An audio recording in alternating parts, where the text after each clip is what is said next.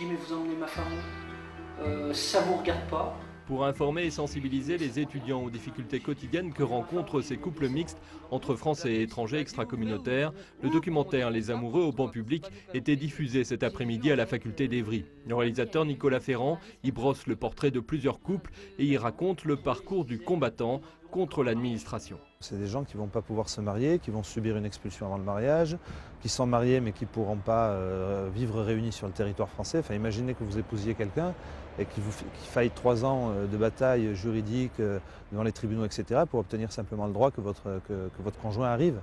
En mobilisant ainsi, les associations cherchent à faire reculer Nicolas Sarkozy qui tente de durcir les conditions d'obtention de la nationalité française en cas de mariage. Les critères de salaire et de surface de logement deviendraient plus contraignants. L'administration étant par exemple en droit de réclamer la justification de 6 mois de salaire minimum avant d'examiner la reconduction d'un visa ou la demande d'un titre de séjour. C'est des mesures démagogiques pour faire croire que le problème en France c'est les étrangers ou l'immigration alors que c'est vraiment pas pertinent, quoi. On est nombreux à être issus de couples mixtes, c'est pas normal de faire payer les Français et les étrangers qui vivent ensemble de cette politique démagogique.